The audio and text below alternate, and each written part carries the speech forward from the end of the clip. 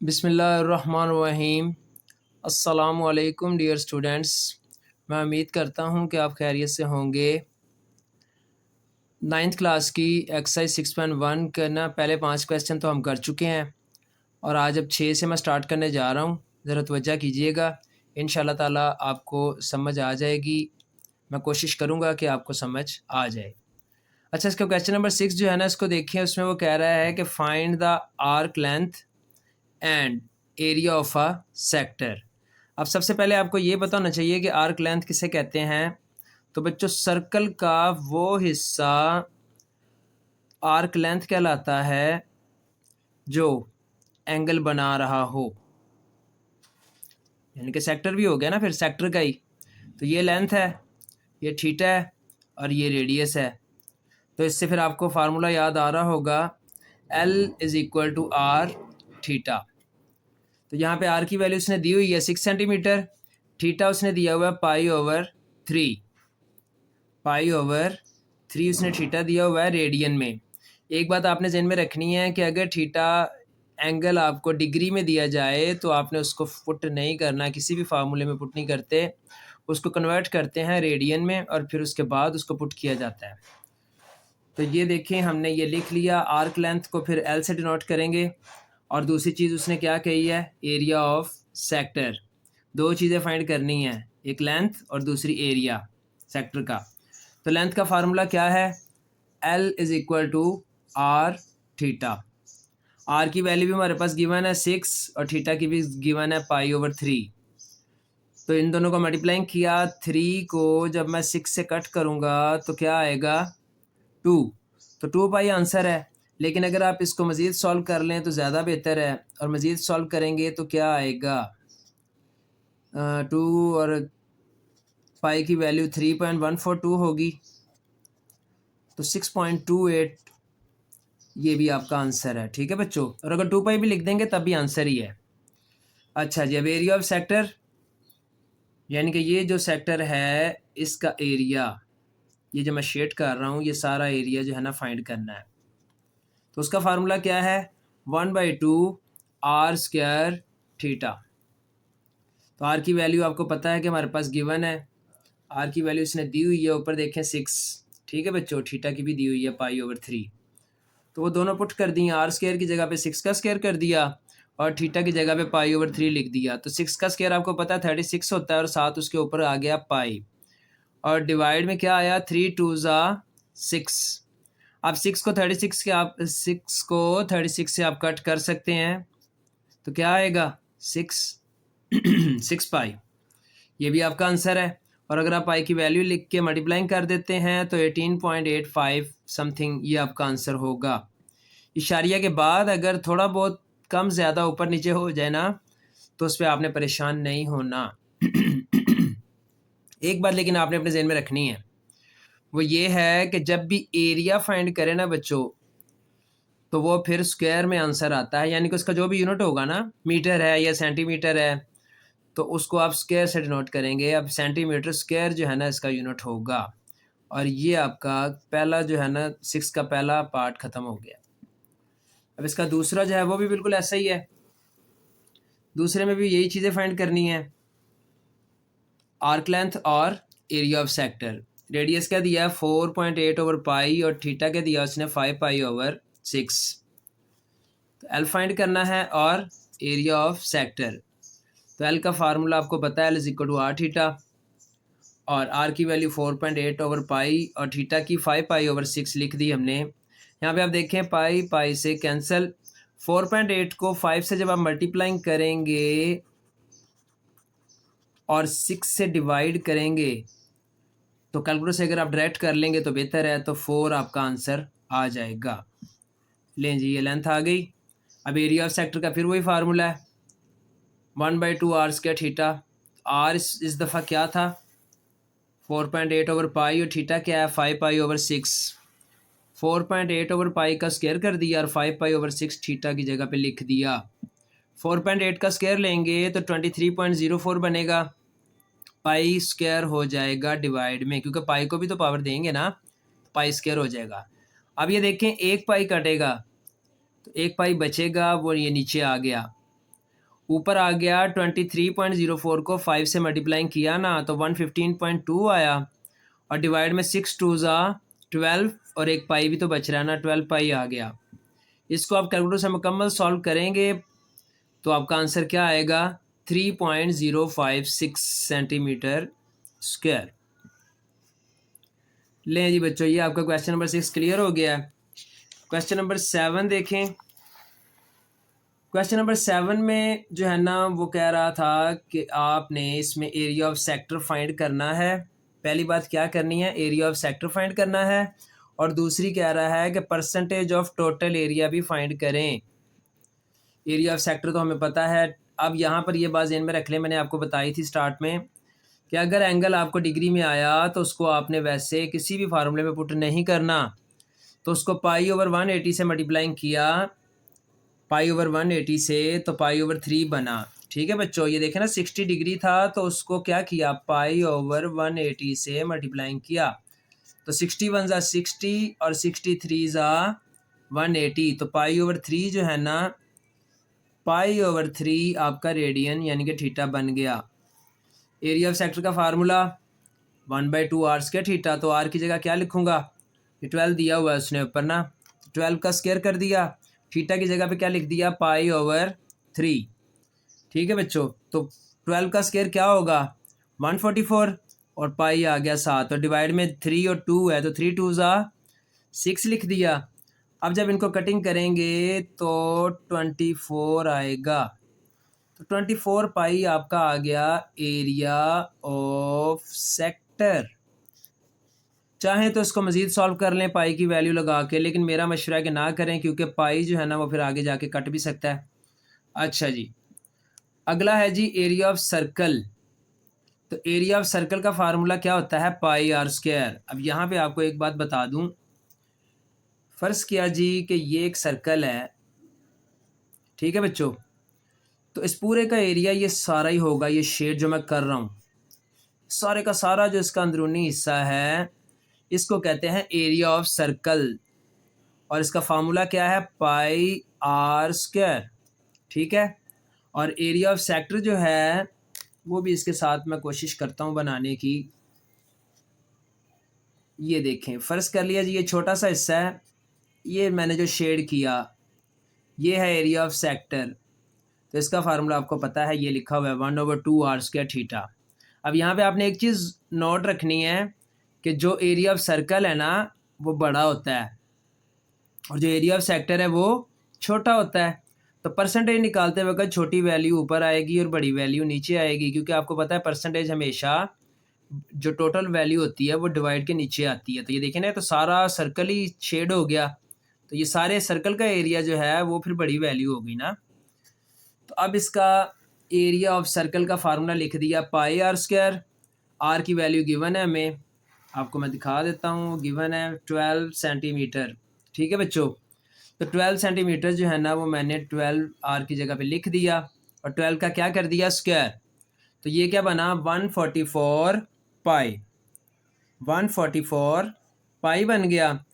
अब परसेंटेज में देख लें, परसेंटेज निकालने के लिए एरिया ऑफ सेक्टर चूंकि छोटा होता है वो ऊपर आएगा, एरिया ऑफ सर्कल ये देखें ये बड़ा होता है वो नीचे आएगा, और मल्टीप्लाइंग करेंगे 100 से, क्योंकि जब भी किसी चीज़ की परसेंटेज निकालनी होती है तो 100 से तो मल्टीप्लाइंग करना पड़ता है। अब एरिया ऑफ सेक्टर हमने क्या निकाला है, 24 पाई, वो ऊपर आएगा ये देखें, और एरिया ऑफ सर्कल क्या है 144 पाई, वो नीचे आएगा, और मल्टीप्लाइंग 100। अब 24 को 144 से कट करें तो 1/6, और ये पाई पाई से तो वैसे ही कैंसिल हो जाएगा, तो 100 को 6 से डिवाइड करेंगे ना तो 16.67% जो है ना परसेंटेज निकल आई। ठीक है बच्चों, यानी कि पूरे सर्कल का ना ये जो सेक्टर है ये सिर्फ 16.67% जो है ना वो है, इतना हिस्सा है उसका छोटा सा। अच्छा जी, अब क्वेश्चन नंबर 8 देखते हैं। क्वेश्चन नंबर 8 में कह रहा है कि फाइंड परसेंटेज, यानी कि बिल्कुल यही बात ही कर रहा है कि परसेंटेज फाइंड करें of area of sector subtending an angle pi over 8 radian. अच्छा जी, अब ये बात आपने ज़हन में रखनी है, यहाँ पर देखें उसने हमसे ये नहीं कहा कि एरिया ऑफ सेक्टर फाइंड करें, उसने कहा कि परसेंटेज फाइंड करें एरिया ऑफ सेक्टर की। लेकिन यहाँ पर आपको फिर बता दूँ कि इतनी बात करने पर भी हमें एरिया ऑफ सेक्टर भी फाइंड करना पड़ेगा, एरिया ऑफ सेक्टर भी फाइंड करना पड़ेगा, एरिया ऑफ सर्कल भी फाइंड करना पड़ेगा। यानी कि जो भी पीछे क्वेश्चन किया है बिल्कुल वैसा ही है ये। तो अब यहाँ पर आप देखें, सिर्फ आपको एक चीज़ गिवन है पूरे क्वेश्चन में, और वो एंगल है पाई/8। थीटा दिया हुआ है पाई/8 रेडियन। चले शुक्र है ये अब डिग्री नहीं है, कन्वर्ट करने की ज़रूरत नहीं है, पहले से कन्वर्ट है। एरिया ऑफ सेक्टर का फार्मूला लिखा 1/2 r² थीटा। ठीक है बच्चों, 1/2 r² थीटा लिखा। आर की जगह पे आर ही रहने देंगे और थीटा की जगह पे पाई/8 लिख देंगे, क्योंकि हमें सिर्फ थीटा की वैल्यू ही गिवन है। तो अगर आप गौर करें तो ऊपर आ गया πr² और नीचे 8 2 16। ये आ गया जी आपका एरिया ऑफ सेक्टर। क्या आया एरिया ऑफ सेक्टर? πr²/16। अब एरिया ऑफ सर्कल फाइंड करना है, क्योंकि परसेंटेज निकालनी है ना, तो उसके लिए फिर एरिया ऑफ सर्कल तो फाइंड करना पड़ेगा। तो वो अभी मैंने लिखा है πr², लेकिन मज़े की बात आर की तो वैल्यू दी ही नहीं उसने तो ऊपर सिर्फ हमें थीटा की वैल्यू दी है। तो फिर इसका मतलब ये वैसे का वैसे ही रहेगा, इसको तो आप हमने कुछ करना ही नहीं है। अब फार्मूला लिखा मैंने परसेंटेज का, आपको बताया था कि ऊपर सेक्टर आएगा, एरिया ऑफ सेक्टर ऊपर होगा क्योंकि वो छोटा होता है, एरिया ऑफ सर्कल नीचे आएगा क्योंकि वो बड़ा होता है, और 100 से मल्टीप्लाइंग भी करेंगे। तो एरिया ऑफ सेक्टर क्या है जी? πr²/16 ऊपर लिख दिया। एरिया ऑफ सर्कल क्या है जी? πr², वो नीचे लिख दिया। मल्टीप्लाइंग किससे किया? 100 से। अब यहाँ पर आप ये चीज़ ध्यान में रखें, अगर किसी बच्चे को ये जो मैंने नीचे स्टेप बनाया प्रॉब्लम है, तो वो इसको गौर से देखें। ये ऊपर वाली रकम है, ये आपका असल डिवाइड है, ठीक है, ये आपका असल डिवाइड है, और डिवाइड के इस तरफ क्या है? πr², और पहले क्या है? πr²/16। अच्छा जी, अगर डिवाइड के दोनों तरफ में से किसी एक जगह भी डिवाइड की रकम आ जाए ना, फिर हम डिवाइड तो नहीं कर सकते, फिर हम उसे कन्वर्ट करने की कोशिश करते हैं बच्चों मल्टीप्लाइंग में। तो ये डिवाइड की जगह पे मैंने क्या लिख दिया? मल्टीप्लाइंग। सेकंड रकम के नीचे अपनी तरफ से क्या लिख दिया? 1। अब मैं जब उसे पलटूंगा ना, रेसिप्रोकल करूंगा, तो 1 ऊपर चला जाएगा और πr² नीचे आ जाएगा, क्योंकि डिवाइड की जगह मल्टीप्लाइंग करें ना, तो सेकंड वाली रकम जो है ना वो रेसिप्रोकल हो जाती है। ये बात ध्यान में रखनी है आपने, डिवाइड की जगह जब भी मल्टीप्लाइंग करें तो सेकंड वाली रकम क्या हो जाएगी? रेसिप्रोकल हो जाएगी। 1 ऊपर चला गया, πr² नीचे आ गया। तो इसी तरह से ये मैंने बना लिया। अब देखें कि ये πr² से क्या हो गया? कैंसिल। अब डिवाइड के नीचे आपको 16 नज़र आ रहा होगा, और मल्टीप्लाइंग किससे हो रहा है? 100 से। इसका मतलब ये जो 1/16 मल्टीप्लाइंग 100 है ना, ये असल में 100/16 ही है, क्योंकि 100 1 100 होता है। तो 100 को 16 से डिवाइड किया तो क्या आंसर आया? 6.25%। लें जी बच्चों, ये आपका क्वेश्चन नंबर 8B हल हो गया, और ये इसका आंसर है, ये इसकी परसेंटेज है जो हमने फाइंड की है। ठीक है बच्चों, ये क्या है? इसकी परसेंटेज, क्योंकि उसने हमसे स्टार्ट में यही डिमांड की थी कि फाइंड करें परसेंटेज। तो परसेंटेज क्या आई है इसकी? 6.25%। अच्छा जी, लास्ट क्वेश्चन इसका बच्चों, और आपकी 6.1 क्लोज होने जा रही है। अब ना ये जो क्वेश्चन है इसमें आपने देखना है कि उसने आपको दो चीज़ें गिवन की हैं, रेडियस भी दिया हुआ है और एंगल भी दिया हुआ है। अब पहली बात तो ये है कि एंगल डिग्री में दिया है, इसको तो कन्वर्ट करना पड़ेगा। तो कन्वर्ट किया हमने, 150 को किससे करेंगे? π/180 से। ठीक है बच्चों, तो इसको कटिंग करेंगे जब आप, तो 5π/6 आएगा। ठीक है बच्चों, ये ना असल में 30 पे कट हुआ है, आप 30 पे इसको कट कर सकते हैं, वरना कैलकुलेटर से डायरेक्ट भी कर सकते हैं। तो 5π/6 जो है ना वो आपका आंसर है, क्योंकि 150 जो है ना 180 से अगर कट करें तो हम इसको कट कर सकते हैं कि 5 30 150 और 6 30 180। अगर आप चाहें तो ये 0 0 कट करके भी फिर 15 और 18 बचेगा, तो फिर तो 5 3 और 6 3 ऐसे भी कर सकते हैं आप। तो थीटा हमने रेडियन में कन्वर्ट कर लिया। अब उसने हमसे दो बातें कही हैं, एक उसने कहा है कि स्लांट हाइट फाइंड करें, और दूसरी उसने कहा है कि रेडियस ऑफ बेस फाइंड करें, radius of base of cone. हालांकि ये जो रेडियस दिया हुआ है ना, ये सर्कल का रेडियस है। ठीक है बच्चों, ये देखिए ना, ये सर्कल का एक हिस्सा लिया गया है। असल में ये मैं आपको शेप यहाँ पे बना के दिखाता हूँ। फ़र्ज़ किया जी ये सर्कल है और ये इसमें से एक सेक्टर है, ये 12 सेंटीमीटर, और अंदर जो है उसने आपको थीटा भी दिया हुआ है।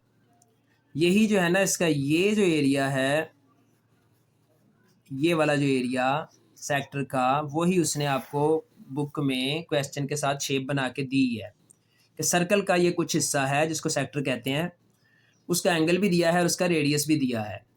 लेकिन वो कह रहा है कि जब आप इसको, इस पूरे जो है ना ये जो सेक्टर है, इसको फोल्ड करें, इसके लिए ना मैंने ये एक कट करके रखा हुआ है, देखें, और ये इसका 150 हो गया। अब इस पर आपने हंसना नहीं है, मैं कोशिश कर रहा हूँ कि आपको ना समझाऊँ। ये रेडियस आपको पता है 12 सेंटीमीटर है, ये भी रेडियस आपको पता है 12 सेंटीमीटर है, लेकिन वो इसका कह नहीं रहा रेडियस, वो जो नीचे वाला रेडियस है ना, radius of base of the cone. तो ये जो हमने कट किया है सर्कल का हिस्सा, वो कह रहा है कि इसको आप पहले फोल्ड करें। अच्छा जी, इसको हमने फोल्ड करना शुरू किया। अब ज़रा आपने गौर करना है। तो बच्चों ये देखें, ये जो है ना इसका सर्कल का नीचे वाला हिस्सा बन गया। ठीक है, अब वो इसका रेडियस कह रहा है कि इसका रेडियस बताएं। अब ये कितना छोटा सा बना है, अब ये गौर करें ना, अगर मैं इसको यहाँ पे ये छोटा सा बना लेता हूँ तो फिर इसका रेडियस तो फिर ये 12 नहीं ना हो सकता, क्योंकि ये जो 12 है ना, ये तो इस पूरे बड़े सर्कल का है। लेकिन उसने हमसे ये छोटे सर्कल का रेडियस पूछा है, ये जो आपको नज़र आ रहा है, बेस ऑफ द कॉन। कौन ऐसी होती है ना, कभी आपने खाई होगी ये। तो इसका रेडियस पूछा उसने आपसे। ठीक है बच्चों, तो फिर अब क्या करेंगे, उसका रेडियस फाइंड करने के लिए फिर हम अपना फार्मूला लगाते हैं। पहले हम क्या करेंगे, हमें सबसे पहले तो फिर लेंथ चाहिए ना। लेंथ फाइंड करने के लिए हमने फार्मूला फिर वही लगाया, L is equal to r theta. अब हम आर वही लगाएंगे जो उसने हमें ऊपर गिवन किया हुआ है 12 सेंटीमीटर, और थीटा हमने क्या निकाल लिया 5 पाई ओवर 6। तो 5 पाई ओवर 6 के साथ हमने 12 को मल्टीप्लाइंग किया, या फिर 6 को 12 से कट कर दें तो 2 आएगा, 2 5 ज़ा 10 पाई, ये आ गई आपकी लेंथ। ठीक है बच्चों, अब आपने एक चीज़ अपने जहन में रखनी है कि आर्क लेंथ और जो है ना सर्कमफेरेंस ऑफ कॉन, ये दोनों बराबर होंगे। अब ज़रा गौर कीजिएगा, ये देखें ना, ये जो लेंथ है ना, इसको कहते हैं आर्क लेंथ। ठीक है बच्चों, यही है ना आर्क लेंथ, ये लेंथ है और यही है। ठीक है, लेकिन जब मैं इसको फोल्ड कर रहा हूँ और मैंने इसको एक सर्कल की शेप बना दी, तो अब ये यहाँ पर तो थी आर्क लेंथ, लेकिन जब मैंने इसको फोल्ड कर दिया तो ये तो आपको पता है सर्कल बन गया ना। तो इसका मतलब फिर ये पूरा सर्कल का ये जो दायरा है, ये तो सर्कमफेरेंस कहलाएगा, यानी कि सी।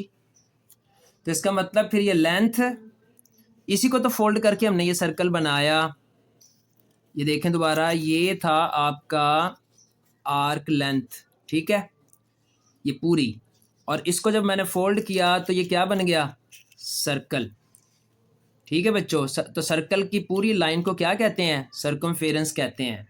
ठीक है, ये तो 6-7 में भी आपने सीखा होगा। तो ये दोनों आपस में फिर बराबर ही हुए ना, तो इसीलिए फार्मूला फिर क्या बनेगा कि आर्क लेंथ ऑफ सेक्टर बराबर है सर्कमफेरेंस ऑफ कॉन, क्योंकि कॉन का जो सर्कमफेरेंस है उसको अगर हम खोलते हैं तो वो आर्क लेंथ ही तो बन रही है, तो फिर ये दोनों बराबर ही हुए ना फिर। तो आर्क लेंथ हम फाइंड कर चुके हैं, वो क्या थी 10 पाई। ठीक है बच्चों, ये मैंने लिख दी 10 पाई। और सर्कमफेरेंस का फार्मूला क्या होता है, सर्कल के सी का फार्मूला होता है 2 पाई आर। एरिया का फार्मूला तो आपने पीछे देखा कि पाई आर स्क्वायर होता है। ये दो बातें कंफ्यूज करती हैं, इनको ज़रा ध्यान से देखें। लेकिन ये जो लाइन चल रही है ना, बाउंड्री लाइन, इसको कहते हैं सर्कमफेरेंस। तो इसका फार्मूला क्या है 2 पाई आर, तो वो भी लिख दिया, सर्कमफेरेंस ऑफ कॉन की जगह पे क्या लिख दिया 2 पाई आर, और लेंथ की जगह पे ऊपर हमने फाइंड किया है भी 10 पाई, वो लिख दिया। तो 2 पाई मल्टीप्लाइंग था तो इधर आके डिवाइड हो गया, पाई पाई से कैंसिल, 2 को जब 10 से कैंसिल किया तो देखिए आंसर क्या आया, 5 सेंटीमीटर। लें जी, ये है आपका radius of cone, base of cone, ये इसका रेडियस आया है। ठीक है, इतना सा ये सर्कल है तो छोटा सा ही फिर इसका होगा ना रेडियस, तो वो 5 सेंटीमीटर ठीक है। वरना बड़े सर्कल का क्या था भला, बड़े सर्कल का है 12 सेंटीमीटर, जो शेप आपको उसने दी है, ये देखें 12 सेंटीमीटर। लेकिन हमने फाइंड किया है छोटे सर्कल का, यानी कि उसका जो आर्क लेंथ का, वो कितना आया है, 5 सेंटीमीटर। अच्छा जी, अब इसकी आखिरी बात कि स्लांट हाइट किसे कहते हैं, स्लांट हाइट। तो स्लांट हाइट बच्चों ये देखें, फ़र्ज़ कर लें, इसी के ऊपर मैं आपको बता देता हूँ कि इसके 2 रेडियस तो आपको नज़र आ रहे हैं, एक ये है 12 सेंटीमीटर और एक यहाँ पर भी है, तो वो भी उतना ही है। और अगर यहाँ से सेंटर से एक सीधी लाइन ले आऊँ मैं उठा के, तो अब आपको पता है कि एक ही सर्कल की सारी जो है ना लाइनें वो फिर बराबर ही होती है ना, तो स्लांट हाइट का तो मसला ही नहीं है, वो तो है ही 12 सेंटीमीटर। तो हम क्या कहेंगे, हम कहेंगे कि slant height of the cone is same, क्या है बच्चों, सेम है as the radius of the original circle. Original circle का जो रेडियस है वो 12 है ना, तो स्लांट हाइट भी उतनी ही होगी। तो इसका मतलब फिर स्लांट हाइट का आंसर क्या आया, वही जो असल में रेडियस था। लें जी बच्चों, ये आपका जो है ना 6.1 एक्सरसाइज क्लोज हो गई है। मैं उम्मीद करता हूँ कि आपको समझ आई होगी। फिर भी अगर किसी बच्चे को कोई मसला हो तो वो कमेंट्स में मेरे साथ बात कर सकता है, मैं फिर कोशिश करूँगा कि किसी तरीके से इंशाअल्लाह ताला समझा दूँ। अल्लाह ताला आपका हामी और नासिर। अस्सलामु अलैकुम।